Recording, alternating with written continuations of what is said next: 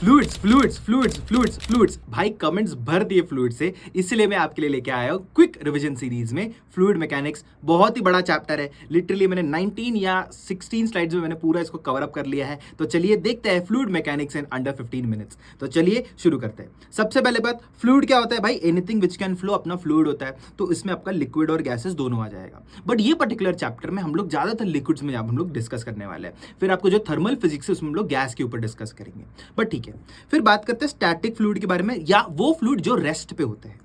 सबसे पहले बात, रिलेटिव डेंसिटी की बात करते हैं। अभी डेंसिटी आपको पता होता है कि मास बाय वॉल्यूम होता है। रिलेटिव डेंसिटी मतलब आपने एक पर्टिकुलर डेंसिटी को डेंसिटी ऑफ वाटर के साथ कंपेयर कर रहे हो और आप बोल रहे हो कितना गुना ज्यादा है या कितना गुना कम है। तो रिलेटिव डेंसिटी क्या हो गया? Density of object divided by density of water. और ऑब्वियसली बात है ये आपका यूनिटलेस आएगा। थोड़े बहुत हम लोग डेंसिटीज की बात करेंगे। आपका डेंसिटी ऑफ वाटर होता है 1 ग्राम पर सेंटीमीटर क्यूब, ऑयल का 0.8 ग्राम, मर्क्यूरी का 13.6 एंड मिल्क का 1.04 आपका ये होता है। साथ ही साथ ये सब इनका रिलेटिव डेंसिटीज के वैल्यूज भी है। अगर आप ग्राम पर सेंटीमीटर क्यूब को निकाल दोगे 1, 0.8, 13.6, 1.04 ये सब आपका रिलेटिव डेंसिटीज भी हो जाता है। आगे बढ़ते हैं डेंसिटी ऑफ मिक्सचर के ऊपर। Density of mixture is basically again density of mixture is mass of mixture divide by volume of mixture. अभी एक केस ले लेते हैं। एक केस ये है कि जब भी आपका मास सेम है बट आपका डेंसिटीज डिफरेंट है, तभी आपका फॉर्मूला क्या आता है? 2 rho 1 rho 2 divide by rho 1 plus rho 2। बात करता हूं, अगर वॉल्यूम सेम है और रो डिफरेंट है तो क्या करोगे? ये इसका फॉर्मूला आता है रो 1 प्लस रो 2 डिवाइड बाई 2। ठीक है, आगे बढ़ते हैं।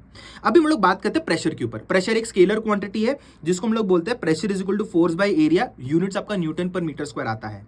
And 1 ATM is equal to 0.5 into 10⁵ newton per metre square यार पास्कल।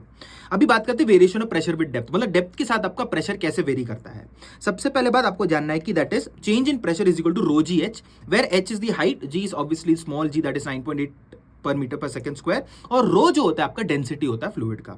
अभी ये सब मैंने यहाँ पर दे दिया है। अभी ये जो होता है does not depend upon the amount of the liquid और the shape of the container. बहुत ही ज्यादा इंपॉर्टेंट चीज हम लोग यहाँ पर बोली है। तो यहाँ पर अगर समझो ये मेरा कंटेनर है, ये मेरा कंटेनर यार इमेजिनरी सिलेंडर ले लिया, यहाँ पर प्रेशर P1 है, मुझे प्रेशर P2 ढूंढना है और ये हाइट h है मेरा सिलेंडर का। तो मैं बोल सकता हूँ P2 is equal to P1 plus rho g h. तो ये rho g h is basically the pressure exerted by the liquid itself. क्या बात समझ में आ रही है? आगे बढ़ते हैं। नाउ स्टैटिक लिक्विड में प्रेशर सेम रहता है हॉरिजॉन्टल लेवल में। बात समझ में आओ, मतलब ये वाले लाइन में मेरा प्रेशर P0 होगा, हर जगह हर लाइन में हर डॉट में हर एक डॉट में ये लाइन में प्रेशर P1 होगा। इधर मेरा हर जगह प्रेशर P2 होगा, इधर मेरा हर जगह मेरा प्रेशर P3 होगा। एक हॉरिजॉन्टल लेवल पे हर जगह मेरा प्रेशर सेम हो जाता है। तो अगर समझो मुझे P3 का लिखना है P0 के रेस्पेक्ट में, तो क्या लिखूंगा? P3 is equal to P0 plus rho g h, मतलब हाइट h का डिफरेंस है इन दोनों के बीच में। तो ये मैंने यहाँ पर लिख दिया। यहाँ पर P3 is the absolute pressure, मतलब टोटल प्रेशर कितना है। अभी ये गेज प्रेशर भी मतलब एक होता है। गेज प्रेशर इज बेसिकली आपने एटमॉस्फेयर को आपने माइनस कर दिया, that is P3 minus P0 कर दिया, तो ये आपको गेज प्रेशर आपको मिलता है। ठीक है भाई, आगे बढ़ो। फिर बात करते हैं पास्कल्स लॉ के बारे में। पास्कल्स लॉ बहुत इंपॉर्टेंट लॉ है। क्या बताता है? The external static pressure applied on a confined liquid is distributed और transmitted evenly throughout the liquid in all direction. Sir समझा नहीं समझा तो क्या हो रहा है? इसका मतलब है अगर समझो आपने यहाँ पर कुछ तो डेल्टा पी प्रेशर आपने लगाया, ये delta P pressure equally transmit हो जाएगा हर जगह इन ऑल डायरेक्शन। क्या बात समझ में आ रही है? इक्वली ट्रांसमिट हो जाएगा। ये वाले रिलेशन से आपका ये वाला फंक्शन आप ये पूरा कर सकते हो। क्या बात समझ में आ रही है? अभी देखो F1 by A1 is equal to F2 by A2, क्योंकि सेम टाइप ऑफ प्रेशर आपका हो रहा है। और इससे आपको क्या रिलेशन मिलेगा? F2 is equal to F1 by A1 into A2। इससे आप क्या कर सकते हो? भारी सामान को भी आप यहाँ पर उठा सकते हो। आपका एनसीईआरटी में आपका एक डायग्राम है, यहाँ पर एक कार का एक फोटो यहाँ पर आपका दिया होता है। ठीक है, अच्छा अभी ये हाइड्रोस्टैटिक पैराडॉक्स, अगर आप देखोगे ये हाइट h वर्टिकल हाइट सब में सेम है, तो इसका मतलब है ये वाले पॉइंट पे सबका प्रेशर आपका सेम आएगा। This is basically hydrostatic paradox, मतलब शेप ऑफ द कंटेनर के ऊपर आपका निर्भर नहीं करता है, बस निर्भर करता है आपका रो जी एच पे। बात समझ में आई? आगे बढ़ते हैं। बैरोमीटर। अभी बैरोमीटर एक ऐसा इंस्ट्रूमेंट है जिससे हम लोग ने क्या कैलकुलेट किया? हम लोग ने एटमॉस्फेरिक प्रेशर को हम लोग ने यहाँ पर कैलकुलेट किया। बड़ा ही सिंपल है। यहाँ पर हमारे पास एक बर्तन है और ये बर्तन के अंदर हम लोग ने क्या किया? मर्क्यूरी भर के रखा है। और इसमें मैंने क्या कर दिया? एक फनल मैंने यहाँ पर ले लिया है और ऑब्वियसली बात है यहाँ पर भी मेरा पूरा मैंने मर्क्यूरी यहाँ पर भर के रखा है। और ऊपर ना मैंने मान कर चल रहा हूँ कि यहाँ पर मेरा वैक्यूम है, P इज इक्वल टू 0 है। इसको हम लोग टॉर्सिलियन वैक्यूम भी बोलते हैं।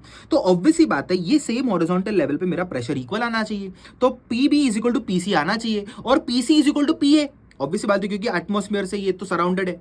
तो क्या मैं PB का वैल्यू लिख सकता हूँ?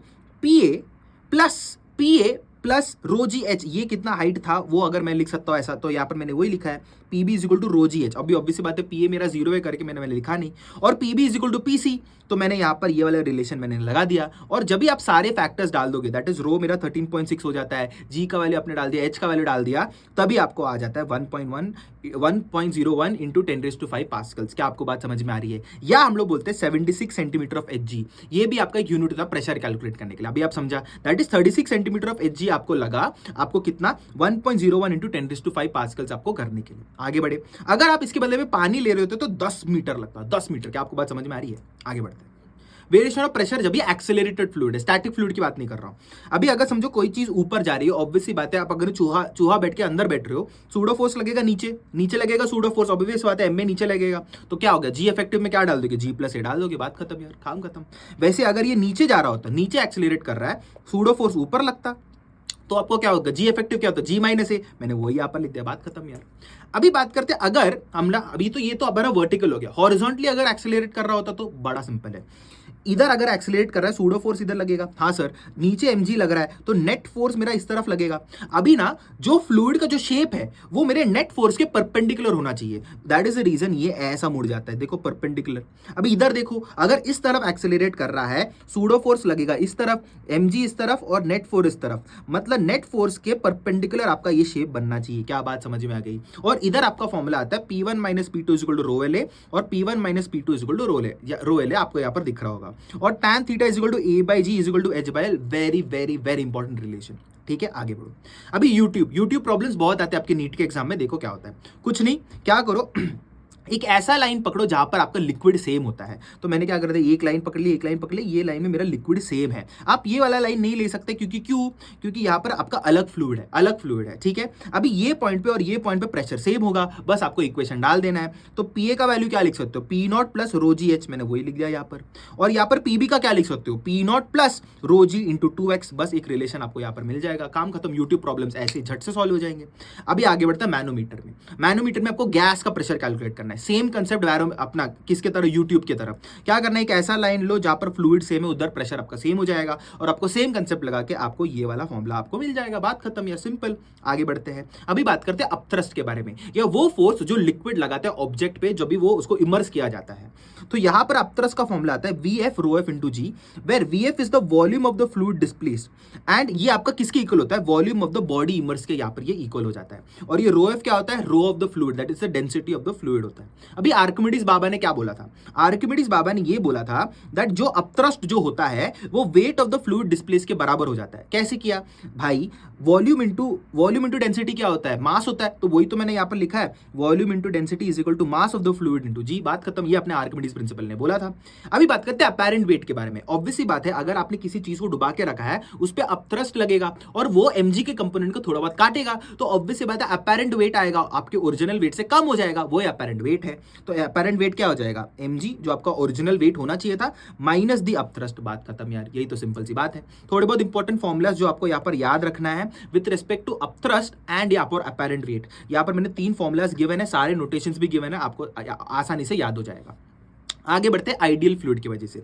आइडियल फ्लूइड क्या होता है, आइडियल फ्लूइड एक ऐसा फ्लूइड होता है जो नॉन विस्कस होता है। ऑब्वियसली बात है कि फ्रिक्शन नहीं होता इसके लेयर्स के बीच में, इनकंप्रेसिबल होना चाहिए, आपका रो कांस्टेंट होना चाहिए, स्ट्रीमलाइन होना चाहिए और इररोटेशनल होना चाहिए, मतलब ओमेगा आपका 0 होना चाहिए, मतलब आपको ऐसे ना भंवर नहीं दिखने चाहिए, ऐसे गोल गोल गोल गोल गोल घूमना अलाउड नहीं है। क्या बात समझ में आ रही है? इक्वेशन ऑफ कंटिन्यूटी आपका कंजर्वेशन ऑफ मास पे डिपेंड करता है। इसका मतलब क्या, अगर आप एक पाइप ले रहे हो और आपका बेसिकली इक्वेशन ऑफ कंटिन्यूटी क्या बोलता है, जितना मास यहां से एंटर कर रहा है उतना मास यहां से बाहर चलना चाहिए, वो है आपका equation of continuity. That is basically a1 v1 is equal to a2 v2 where a stands for area, v stands for velocity, बात खत्म। अभी आगे बढ़ते हैं, Bernoulli's theorem is conservation of energy पे वैलिड है। ये आपका कंजर्वेशन ऑफ मास पे था, ये आपका कंजर्वेशन ऑफ एनर्जी पे है। और अगर आप देखोगे इसका, अगर आप मैथमेटिकल स्टेटमेंट देखोगे, कंजर्वेशन ऑफ एनर्जी से लगेगा प्ली plus half rho v square plus rho g h is equal to constant. अगर आप यहां पर रो जी से डिवाइड करोगे, P divide by rho g plus v square divide by 2g plus h is equal to constant भी आप यहां पर इसको बोल सकते हो। आई बात समझ में? आगे बढ़ते हैं। वेलोसिटी ऑफ इफ्लक्स इस बेसिकली अपने कंटेनर है, ये कंटेनर में आपने यहाँ पर छेद कर दिया और ये ऑरिफिस से या ये छेद से पानी ऐसा जा रहा है, पानी आपका ऐसा चलते बैठ रहा है। तो ये बेसिकली इसका वेलोसिटी कितना, इसका रेंज कितना, टाइम ऑफ फ्लाइट कितना, वो सब हम लोग को निकालना है। इसका वेलोसिटी अगर मैं क्लोज्ड कंटेनर की बात करूं तो आता है v1 is equal to square root of 2p2 minus pa divide by rho plus 2gh। क्या आपको बात समझ में आ रही है? और सारे नोटेशंस यहां पर मैं दे चुका हूं। अगर मेरा कंटेनर ओपन है, ऑब्वियस सी बात है यहां पर ये मेरा p2 क्या हो जाएगा, मेरा pa की इक्वल हो जाएगा। ऑब्वियस सी बात है यहां पर एटमॉस्फेयर है तो यहां पर ये वाला टर्म मेरा जीरो हो जाएगा। तो आपको एक चीज मिल रहा है, that is v is equal to square root of 2gh मिल रहा है। और ये आपका टॉर्सली बाबा का लॉ है। क्या बात समझ में? टॉर्सलीज लॉ, बात खत्म, end of story.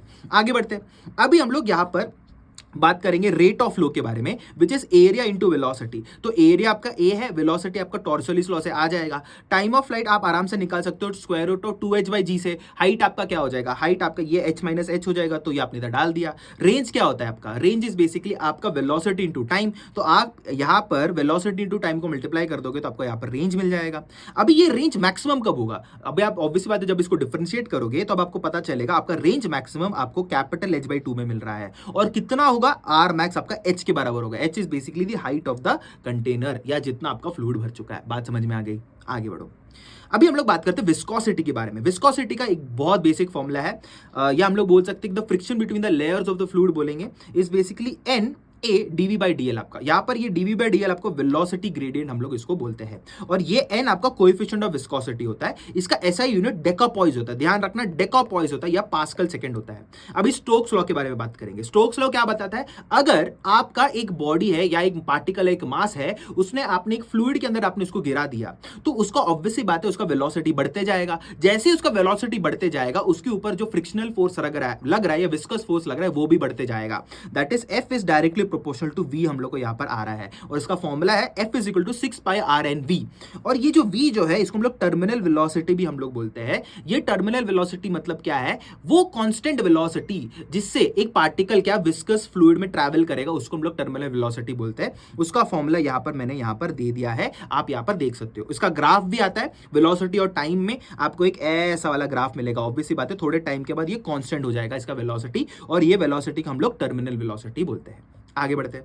Surface tension, again force per unit length होता है। रॉड के केस में आपका F/2L आ जाएगा, डिस्क के केस में F/2πr आ जाएगा। Surface energy is basically surface tension into change in area, बात खत्म। वो यहां पर मैं लिखा हूं। बबल के केस में आपको 2 टाइम्स ऑफ एरिया लेना है क्योंकि 2 सरफेसेस है, ड्रॉप में एक ही एरिया लेना है। अभी ड्रॉप के केस में एक्सेस प्रेशर कितना आ रहा है, 2T/r के बराबर आ रहा है, और बबल के केस में 4T/r के बराबर आ रहा है। और इसी के साथ हम लोगों ने फ्लूइड मैकेनिक्स कंप्लीट कर लिया है। और अगर आपको ऐसे ही बेहतरीन टीचर से पढ़ना है तो आप क्या कर सकते हो, नीट अंडर ग्रेजुएट का सब्सक्रिप्शन ले सकते हो। 20% ऑफ चल रहा है, जॉन 21 यूज करना मत भूलना और आपको ये ऑफर मिल जाएगा। साथ ही साथ एनसीईआरटी निचोड़ टेस्ट सीरीज तो चल ही रहा है, बस 999 में क्या हो जाएगा, आप लोगों को एनसीईआरटी निचोड़ मिल जाएगा। बहुत ही जल्द 2 दिन के अंदर हम लोग 12th का पोर्शन भी शुरू करने वाले हैं इलेक्ट्रिक चार्जेस एंड फील्ड से। जरूर ज्वाइन करना, बहुत ही बेहतरीन सेशंस चल रहे हैं। डायरेक्ट नीट के सवाल भी हम लोग यहाँ से हम लोग प्रेडिक्ट कर सकते हैं। बट इसी के साथ हम लोग ने फ्लूइड मैकेनिक्स का अभी हम लोग ने क्या कर दिया, चैप्टर खत्म कर दिया है। यू कैन कमेंट डाउन कि आपको नेक्स्ट चैप्टर कौन सा चाहिए और उसके हिसाब से मैं क्या कर दूंगा, चैप्टर यहाँ पर बना दूंगा। So this is Jonathan Matthew signing off from NEET Alchemy. बहुत ही जल्दी एक और एकेडमिक या नॉन एकेडमिक वीडियो के साथ मिलेंगे। सायोनारा।